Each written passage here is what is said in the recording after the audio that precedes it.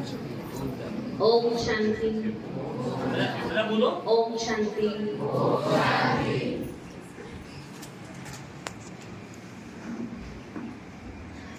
विश्व कल्याणकारी मूल्योना सागर विश्व नियंता एवा प्रभु पिता परमात्माना अति प्रिय संतानो, मंचस्थ महानुभाव, साथे साथे शिक्षकगण, विदाय आपनार विद्यार्थीओ अने विदाय लेनार विद्यार्थिनीओ अने विद्यार्थीओ, आजे तमारा माटे खास जे कार्यक्रम राखेलो छे ए छे विदाय आपवी, दीक्षांत समारोह तेमज इनाम वितरण समारोह। घणुं बधुं आगळ सांभळ्युं आपणे शिक्षण विશે, संस्कारो विશે, अने ए ज वात कदाच जीवनमां उतारवानी छे। केम तो कोठारीना शब्दोमां एवुं कहीश के भारतनुं भावी ए वर्गखंडमां घडाई रह्युं छे। આપણે સ્કૂલમાંથી ભણી અને બહાર નીકળીએ એટલે ડિગ્રી પ્રાપ્ત કરે, કોઈ ડોક્ટર, વકીલ, એન્જિનિયર, ટીચર, એવું નથી હોતું। ઘણા એવાય હશે કે જે સારો ખેડૂત પણ બને છે, સારા અલગ અલગ પોતાની સ્કિલ પ્રમાણે, પોતાની હોશિયારી પ્રમાણે અલગ અલગ બિઝનેસ પણ સ્વીકારી અને પોતાના ફિલ્ડમાં આગળ વધે છે। મેઇન વસ્તુ છે કે પોતાના જીવનમાં શું કરવું એના માટેની દ્રઢતા, જે આગળ ભાઈએ કહ્યું આત્મવિશ્વાસ। કારણ કે આત્મવિશ્વાસ કેવી રીતે કેળવવો એ મહત્વની વસ્તુ છે। પરીક્ષા બહુ નજીક આવી રહી છે। હમણાં જ અઠવાડિયા પહેલા જ હું જ્યાં રહું છું એનું મંદિર પણ કહેવાય, એક આધ્યાત્મિક સ્કૂલ પણ છે, બાજુમાં ઝૂંપડામાં એક છોકરી રહે છે, 10મામાં છે આ વખતે। तो આવી અને કે બેન હું નર્વસ થઈ ગઈ છું અત્યારથી પરીક્ષા માટે। મેં તું કેમ? તો કે બસ અંદર ગભરામણ થાય છે। તો મેં એવું કહ્યું કે જ્યારે આપણે સારું ભણીએ અને બીજું કે આપણામાં કોન્ફિડન્સ પાવર હોય, ઓવર કોન્ફિડન્સ નહીં, સમજો શબ્દ છે કોન્ફિડન્સ પાવર, સેલ્ફ કોન્ફિડન્સ, કે જે આપણને હંમેશા આગળ વધારે। એટલે કહેવાય કે જમીનનું જેટલું ક્ષેત્રફળ હોય એ ક્ષેત્રફળમાં બંગલો નથી બનાવતા, એનાથી બંગલો નાનો હોય છે।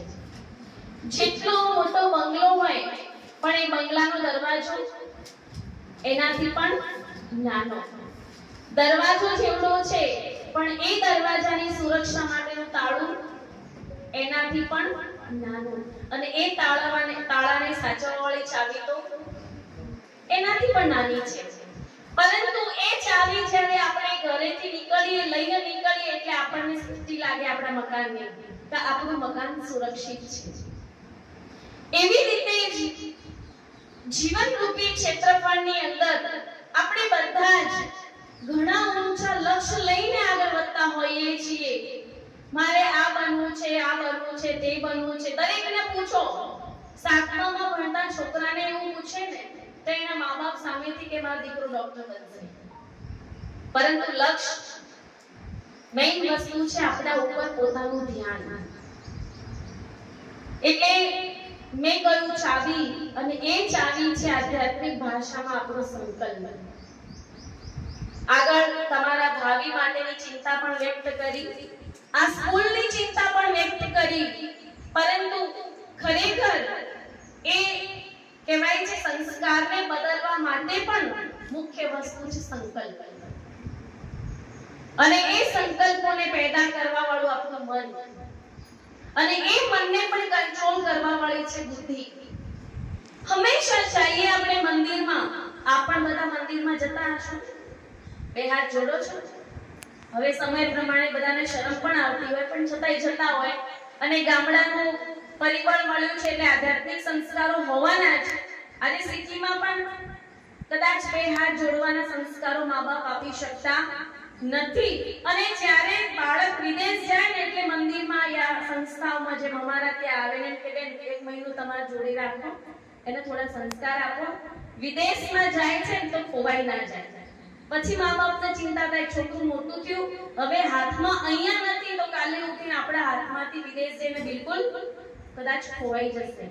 કેમ કે સંસ્કાર આપી શક્યા નહીં.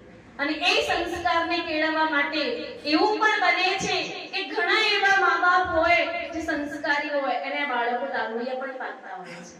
અને ઘણા એવા મા-બાપ છે કે જેના સંસ્કારો બિલકુલ ડાઉન હોય પણ દીકરાઓ એનું નામ રોશન કરી સમાજમાં નામ ઊંચું કરતા હોય છે.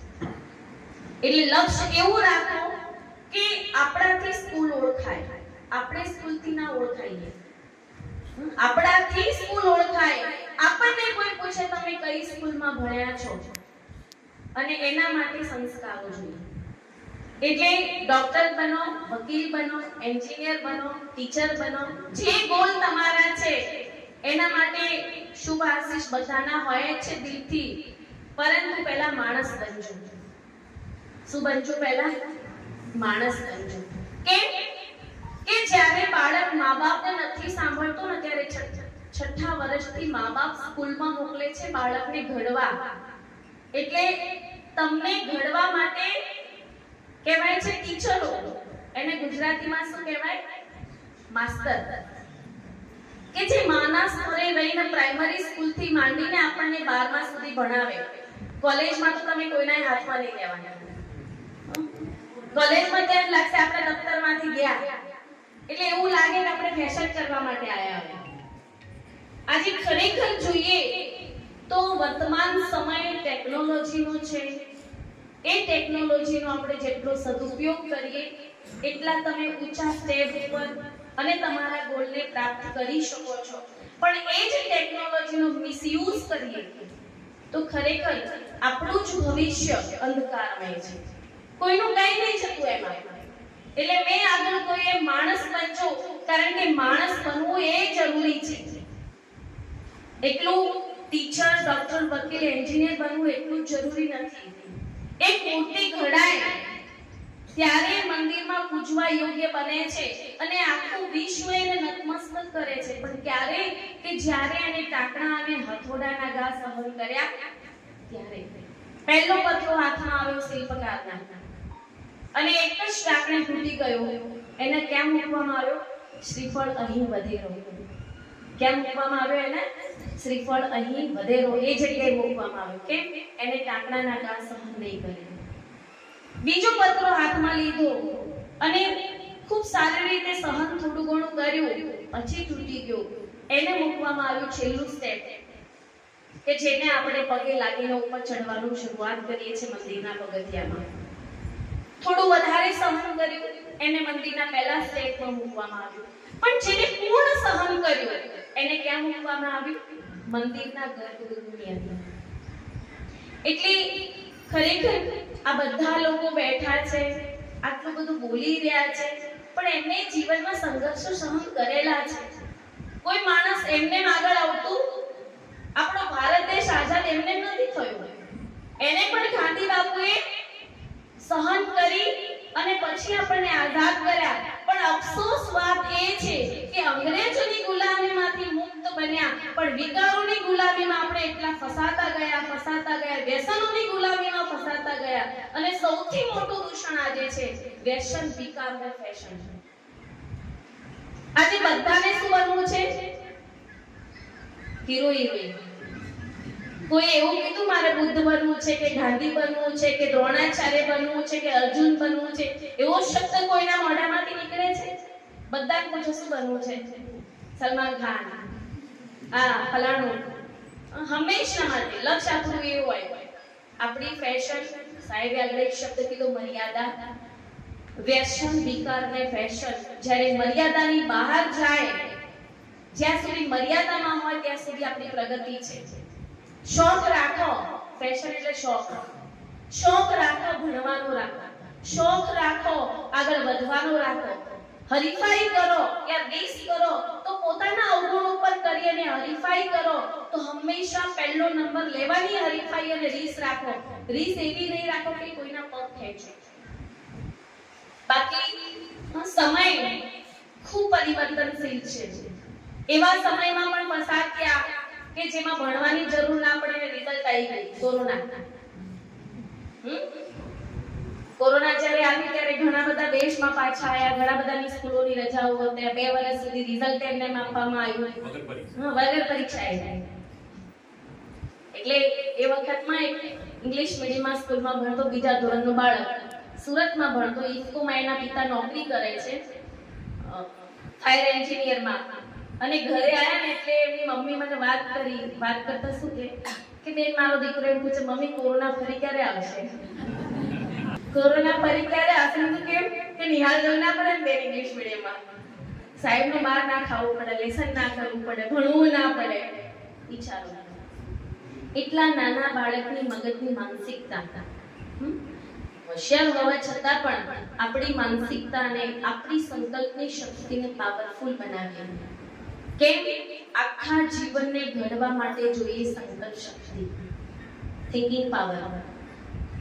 સંકલ્પ છે એવું કહેવાય કે રાજયોગ નામના પુસ્તકમાં લખ્યું છે સ્વામી વિવેકાનંદે કે કાલુ નામની માછલી કે જો એક સ્વાતિ નક્ષત્રનું બુંદ પોતાના મોઢામાં સેવન કરી અને સાચું મોતી પકવી શકતી હોય તો આપણે પણ આ સુવર્ણ ભસ્મ જેવો છે તમારો શિક્ષણ કાળે, અને એમાં તમે એક શ્રેષ્ઠ સંકલ્પ અને એ સંકલ્પને તમે સેવો અને જ્યારે બહાર નીકળો ત્યારે આપણું જીવન સાચું રિયલ મોતી જેવું હોય કે ક્યારેક કોઈ આપણી સામે આંગળી કરે ને તો એમ કે આના જેવા બનો, આના જેવા બનો. એટલે એક માત પિતા હતા, થોડું હાસ્ય છે, એના દીકરાને રોજ કે સામેવાળીને જો કેટલું હોશિયાર ભણે છે, કેટલી હોશિયાર છે, ટકા સરસ લાવે છે. એટલે છોકરો બોલે સામેવાળીને જોઈને એટલે જ નપાસતો સાહેબ, સામેવાળીને જોવામાં નપાસતો, બાપા બીજા 2 ધોકા વધારે મારે. એટલે કોકના સામે જોવો તો એના ગુણોને ઉઠાવો, જોવાની ના નહીં પણ તું ગુણગ્રાહી બનો. સમય બદલાઈ ગયો છે અત્યારે, એકબીજાની સામે કોઈ આપણી સામે દ્રષ્ટિ કરે, જોવાની દ્રષ્ટિકોણ બધાના જુદા જુદા હોય છે. મારો જીવનમાં પણ એક શ્રેષ્ઠ સંકલ્પ હતો કે મને કોઈ સામે જોવે એની દ્રષ્ટિ મારાથી ઉપર ઉઠવી જોઈએ, મતલબ કે એનો સંકલ્પ આપણાને જોઈને ઉપર ઉઠવો જોઈએ અને કરી બતાવી. એ માટે આપણે જીવનમાં આપણે સ્ત્રી હોઈએ કે પુરુષ, અત્યારે એ ભેદભાવ ખૂબ વધી ગયો છે નાના બાળકથી. આજે બાલમંદિરના છોકરાને છોકરી જોડે બેસાડત નહીં બેસે, ના એ છોકરી હું નહીં બેસે. એ ભેદભાવ અંદર શરૂ થયો, પરંતુ ભણવાની અંદર જ્યારે આપણે આગળ વધીએ છીએ તો એકબીજાની મર્યાદા રાખીને પણ એકબીજાથી મદદગાર બનીને આગળ વધવું જોઈએ. બાકી જીવન પરમાત્માએ આપેલું એક અનમોલ દેન છે, અને એ અનમોલ દેનની અંદર જ્યારે મા-બાપ આપણને જે વ્યવસ્થાઓ, જે પરિબળોની અંદર આપણને ભણાવે છે અને આપણી માટે સુખ અને સુવિધાના સાધનો આપણને પૂરા પાડે છે. મા-બાપ મોબાઈલ નથી વાપરતા પણ બાળકોને ભણવા માટે થઈ લઈને આપે છે, પરંતુ આપણે જ્યારે એને મિસયુઝ કરીએ છીએ તો કદાચ આપણે જ આપણા પગને ઠોકર મારી અને આપણી પોતાની જે ગોલ, આપણું લક્ષ્ય છે ત્યાં સુધી પહોંચવામાં આપણે જ પાછા પડીએ છીએ. એટલે લોકોને આજે કેમ બાળકોને સમજાવવા પડે છે, પહેલા માતા અને બાળકોને શીખવાડતા, એટલે ટીચર કહેવાતું. શિક્ષણ કે જણે ક્ષણે શિક્ષા આપીને શીખવાડે. હવે તો સરકારે કાયદો કાઢી દીધો બાળકોને મારવા નહીં. એ બિચારા સાહેબો કે ભણવું હોય ભણે, ના ભણવું હોય કોઈ નહીં, એવું જ કહે સાહેબ કે જતું રહે નિયમ. પણ તો જ્યારે પણ આપણને શિક્ષા મળે છે ટીચરો દ્વારા, ટીચર કે જે આપણને ટીચીને આચરણ કરાવે, ત્યારે આપણે સમાજની બહાર એક સારી મૂર્તિ તરીકે બહાર નીકળીએ છીએ. એના માટે જીવનમાં ભણતર પણ જરૂરી છે, ગણતર પણ એટલું જ જરૂરી છે. અર્થાત આધ્યાત્મિકતા એટલે એવું નહીં કે ભગવાન કરવું, હાથમાં માળા પકડવી. એક સોયમાં દોરો પરવવો હોય ને તો એ શું જોઈએ? ધ્યાન. સાયકલ ચલાવવાનું નવું શીખીએ ને ત્યારે મા-બાપ આપણને ઘરેથી બહાર નીકળે ને એટલે શું કે બેટા ધ્યાનથી ચલાવજો. શું શબ્દ બોલે? ધ્યાનથી ચલાવજે. સ્કૂલમાં આવીએ તો પણ મા બાપ એવું કે બેટા ધ્યાનથી ભણજે. આ ધ્યાન શબ્દ એકાગ્રતા. ધ્યાન એકાગ્રતા છે. ધ્યાન એ આપણને આત્મવિશ્વાસ આપે છે.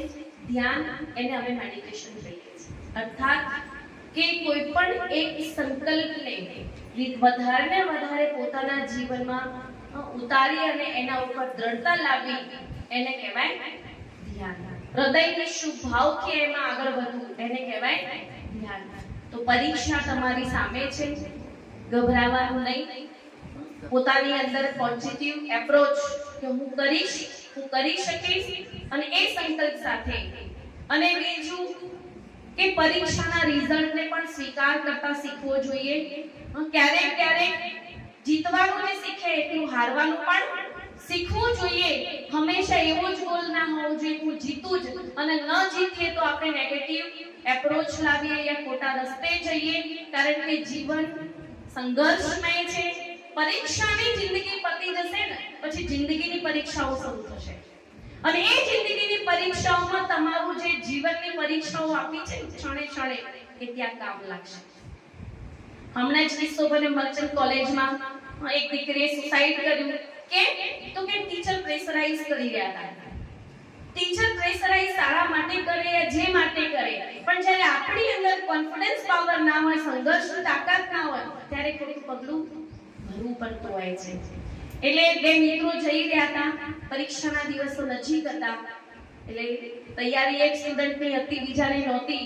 ગભરાઈ ગયેલો એટલે એને કહ્યું કે આ પુલ છે ને આપણે કૂદકો મારી જઈએ, મતલબ સુસાઇડ કરી દઈએ, પરીક્ષા ના આલવી પડે. પણ બીજો પોઝિટિવ હતો, સારો હતો. એને કહ્યું એટલે ગયા પછી એલકેજી થી શરૂ કરવું પડે એના કરતા બીજી વાર એક્ઝામ આપી હોય તો પાસ થજે ને બહાર આવે. જીવનમાં એવું લક્ષ્ય રાખજો, એક વાર નપાસ થઈ તો બીજી વાર પરીક્ષા આપજો. પણ ખોટું કદમ ન ભરતા, મા બાપનું માથું નીચું થાય સમાજમાં એવું કાર્ય ક્યારે ના થવું જોઈએ. આપણું નામ આપણે રોશન કરીએ પણ સાથે સાથે મા બાપનું નામ રોશન થાય એ પણ આપણને જોઈ અને સમાજમાં ઉન્નત મસ્તકે ચાલી શકે એવું આપણું વર્તન હોવું જોઈએ, એટલું ભણતર નહીં.